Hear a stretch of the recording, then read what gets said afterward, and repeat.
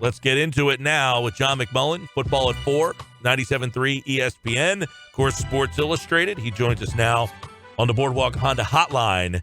I don't know, what's the silliest of silly going on right now? Well, you didn't have to put draft day is here before Twitter is nuts. Because Twitter is nuts constantly on any day of the year. But, yeah, I mean, it's really picking up, and there is some crazy, crazy stuff out there. And, you know, more than the rumors, certain people picking it up and running with it shouldn't be picking it up and running with it. Mm-hmm. Because they have some pretty high-profile vehicles, and I'm pointing it to New York reporters specifically. But, I mean, the Eagles aren't trading Andre Dillard. They're not giving up on a first-round pick they traded up for 365 days ago, essentially, one calendar year. And, I mean, how does that look to a GM? I mean, people need to step back and look at common sense. I suppose you could say the Eagles have totally given up on this particular player for some reason. Let's hit the pause button real fast so that people who don't follow Twitter all day in the craziness have some idea what you're talking about, right? You have this Manesh Mehta, who covers the Jets, tweeted out a picture of Andre Dillard with the Jets basically ... and that Joe Douglas, basically he's suggesting that Douglas was the reason why the Eagles picked him last year. Well, yeah, and you know, and it's really unprofessional because it's a veiled intimation, and then people run with it, and you know, then some, as I pointed out, some at SI.com, some hand-wringing Eagles fans point up that there was that moment in training camp where a Philadelphia Inquirer photographer caught Andre. It looked like he was crying, to be honest, and Doug Peterson and Howie Roseman had to calm him down a little bit. And then you have the baton of when he tried to move to right tackle, and he complained about that before, and there's this backhanded rumor that the Eagles don't think he's tough enough. And again, you know, if you look at it from a GM's perspective, you're basically saying, I really, really screwed up. And I use Ryan Pace as an example in Chicago all the time with Mitchell Trubisky. They're still hanging on to that dream. They're still hanging on to it. Even though Nick Foles, everybody knows he's going to be the starting quarterback. Why are they hanging on to it? Because they don't want to admit a mistake. Because if you admit a mistake as GMs in this league, well, you get fired. That's what happens to you, and that's why it's very, very difficult. Now, you talk about it in a year after the guy, you know, he had some issues. No question, he was really bad at right tackle. He had some struggles. We've talked about a lot with Everson Griffin, Robert Quinn, specifically in the bull rush. But overall, at left tackle, he's pretty darn good when he settled in. And he's still got a high ceiling as a pass protector. So ultimately, if you believe he's going to be moved, and I don't, let me make that 100% clear, I don't believe the Eagles are trading Andre Dillard. I believe he's going to be the starting left tackle next year. What you do by trading him is you admit, the GM of this team, Howie Roseman, made a huge mistake. Or you're essentially blaming it on Joe Douglas, the guy you're trading him to. So think about that part of it, Mike. You're saying, oh, this is Joe's fault, and then I'm going to throw, in essence, Joe Douglas under the bus and then trade with him. Do you think that's going to make Joe happy? I don't. It is a wild world out there with social media. It really is. Well, and I guess it really started this morning around 6:45 in the morning, where there was a report that 4 teams that showed interest in Trent Williams, one of which was the Eagles, the other one was the Jets, amongst 2 other teams. So it was like, okay, the Eagles have interest in Trent Williams. Well, fast forward about 2 hours later, zero truth to Eagles' interest in Trent Williams. But how does that even would Trent Williams at all be in play for the Eagles? And I guess because if they would be willing to trade Andre Dillard, then you would need a left tackle, and that would put Trent Williams in play. Or Jason Peters is Old Faithful, and he's still available. So you could say, you know what? If someone wants to give us something for Dillard, or if Dillard's going to get us up to where we need to go, we have a couple of options. Yeah, you're right. I mean, if they were going to trade Andre Dillard, I mean, because of Jeffrey Lurie, you would think Jason Peters would simply be back and be the left tackle. I mean, that would go against everything Howie has said in the offseason about needing to get younger and all that lip service, which he's been pretty consistent about. So that would be difficult to do a 180 on. But, I mean, Jeffrey Lurie doesn't care. You saw Doug Peterson had to do a 180 on his assistant coaches in 24 hours because he was told to. So I guess you could overcome that bar. I did check into the Trent Williams part of it. And in essence, that's coming from the Redskins because they're trying to drum up interest. I mean, it's really a one-horse race with Cleveland. And they want to create other teams being involved. And basically, I was told, you know, Minnesota and the Jets have obvious needs at left tackle, so that's where that comes into it. And the Vikings have at least looked into it in a very cursory manner. And from the Eagles, they call on everybody. And that's what the source said. Everybody adds the Eagles, and you see it constantly.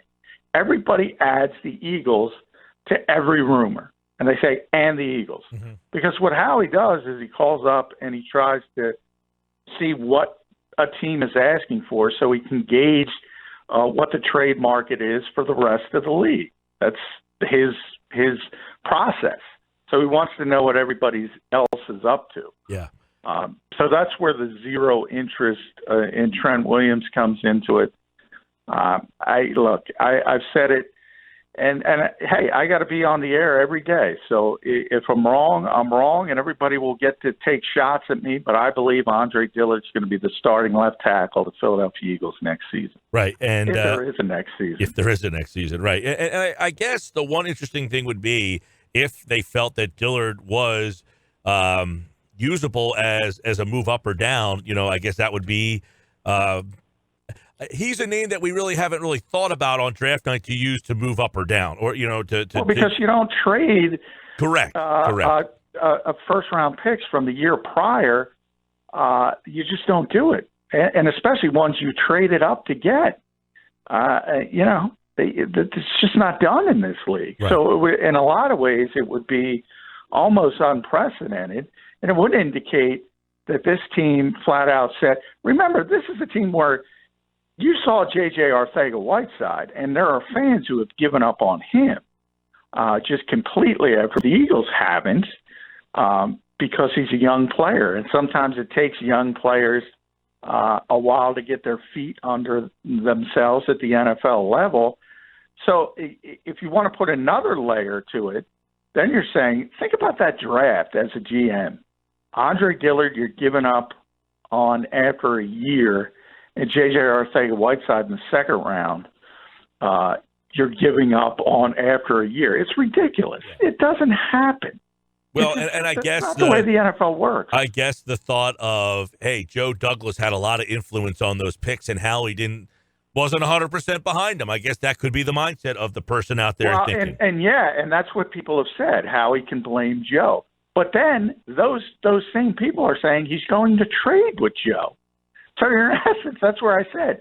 So you're saying, okay, Howie's going to throw Joe Douglas under the bus and say, Joe's an idiot for taking these players.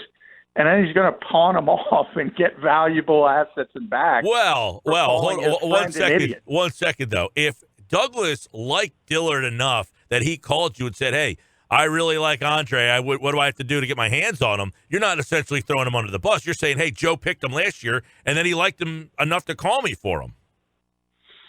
Yeah, I mean, it's more the speculation. Yeah, I mean, obviously Joe likes the players. Yeah. I mean, he was ahead of the scouting department when they picked the players, but Howie was the general manager. Howie likes the players as well.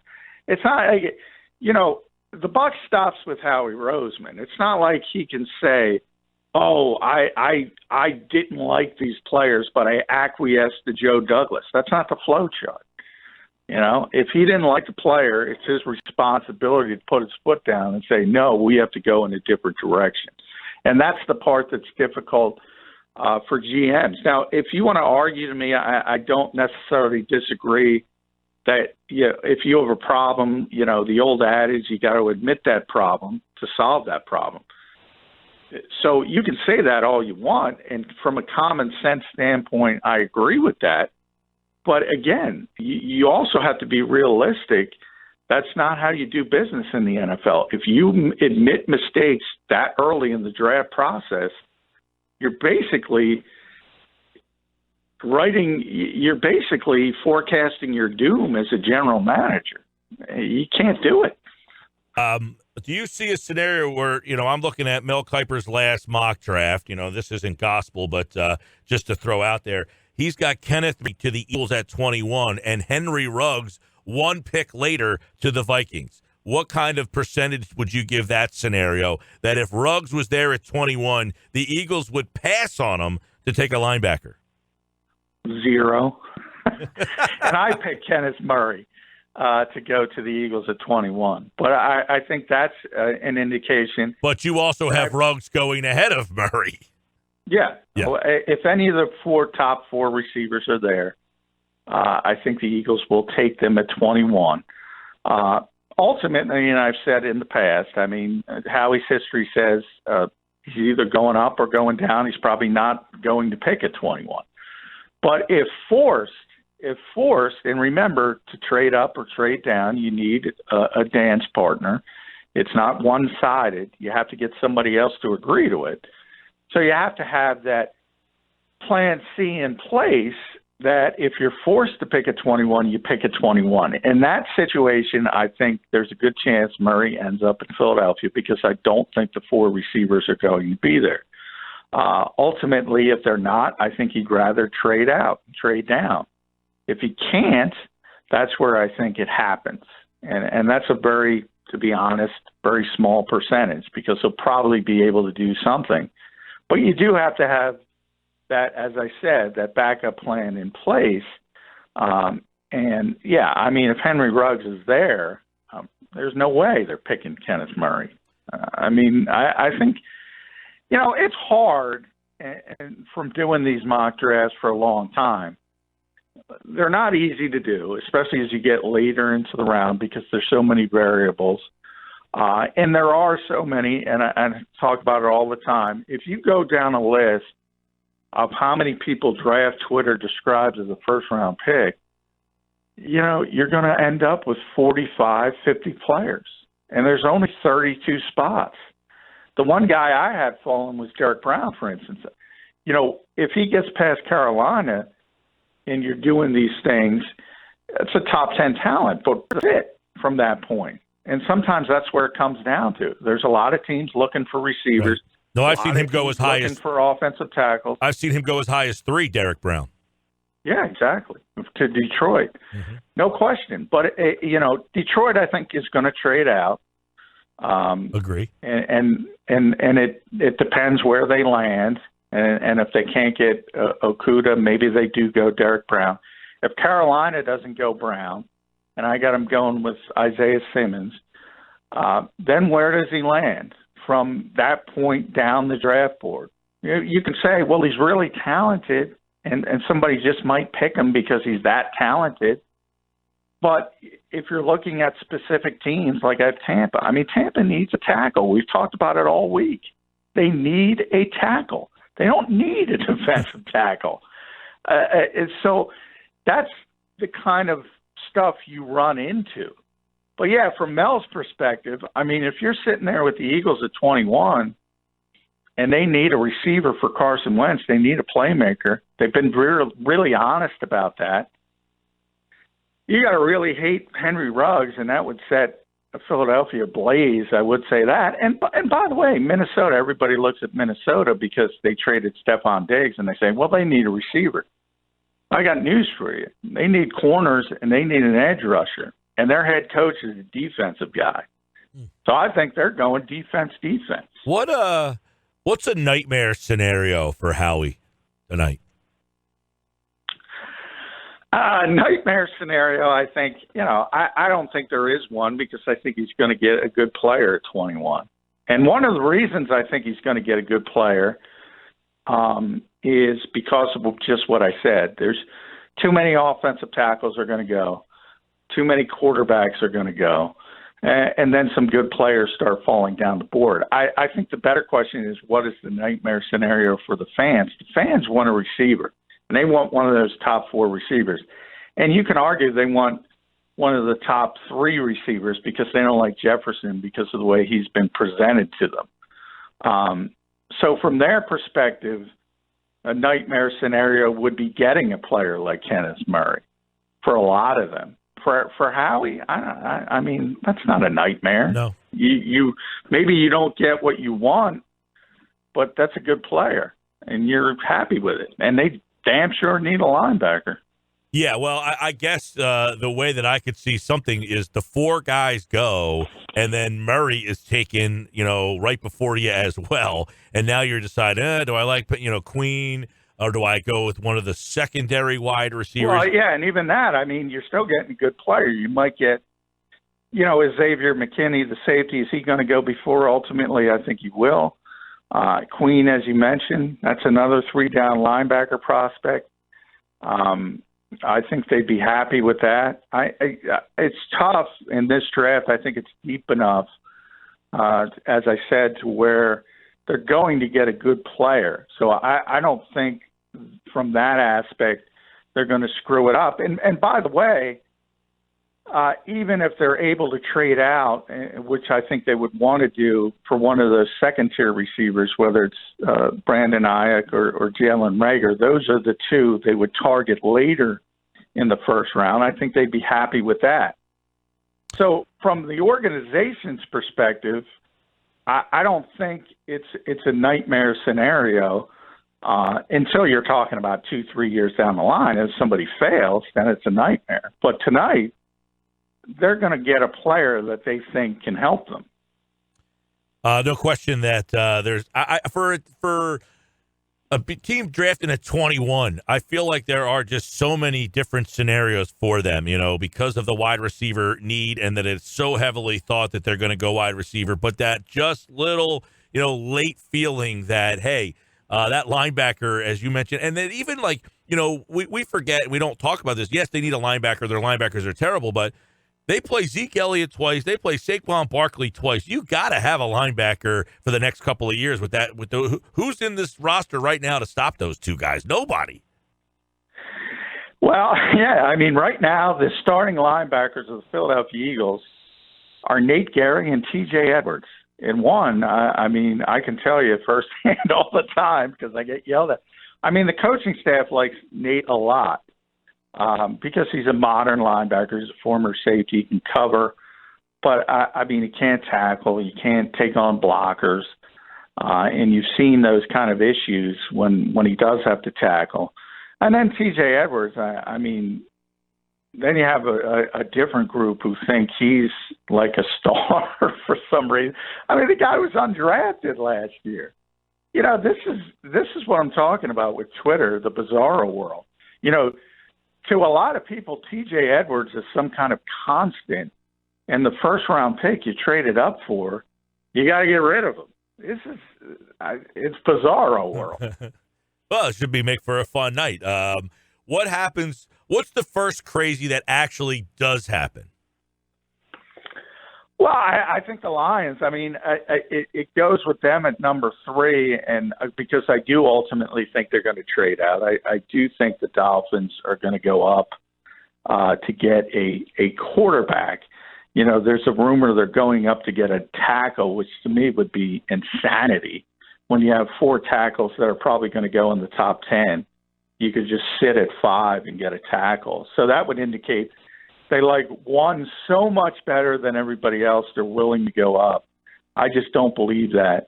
The only reason you go up at that point is to get the quarterback, and then most people assume it's going to be Herbert versus Tua, and that has to do with health. But the one, Jordan Love, you got to put that in there. Because NFL teams, man, when you talk about traits and you talk about arm, you talk about athleticism, he's got the best.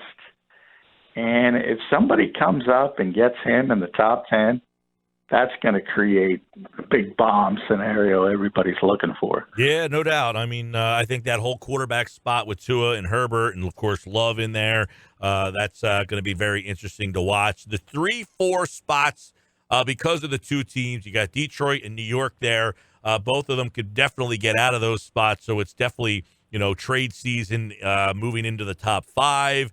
Obviously, you've got, the Dolphins have, 3 picks in the first round. So they could do a bunch of crazy things today. You've got veteran players that could be on the move, like Yannick Ngakoue, Trent Williams. I guess another question would be, can Howie pull off a deal with Alshon Jeffrey involved in it tonight? Yeah, I think that's going to be difficult for all the reasons we talked about. And he's not healthy. So, I mean, there is no off-season. So the off-season part of it doesn't factor in, but even if everything goes according to plan and we start when we're supposed to start, he's coming off the Liz Frank injury, so he's not going to be healthy. Then you would be going to a new situation where you don't have an off season. You have to learn a new offense. Can't do anything. I think it's become more difficult because of the circumstances to move Alshon Jeffrey. I mean, Rasul Douglas, that's the other trade with Joe Douglas. Everybody's speculating that Rich Cimini brought up, which again comes from a weird, bizarre nephew story of Joe Douglas, and I have no idea why ESPN is putting that out there. But there you have it, crazy Twitter world. All right. Well, tomorrow we'll break it all down to see what Twitter craziness was right and most likely how much of it was wrong. You can hear the draft tonight on 97.3 ESPN. Follow John for draft coverage at JF McMullen. And, of course, football at 4 in the books. We'll do it again tomorrow here at the Eagles with picks 53 and, 103 tomorrow? I forget the exact number, but that's the compensatory pick at the end of the third round. Yes. So 85 was traded for Slay. That's why they do not have their third round pick. All right, John, we'll talk tomorrow, pal. All right, thanks, Mike. Yep, football at 4 in the books.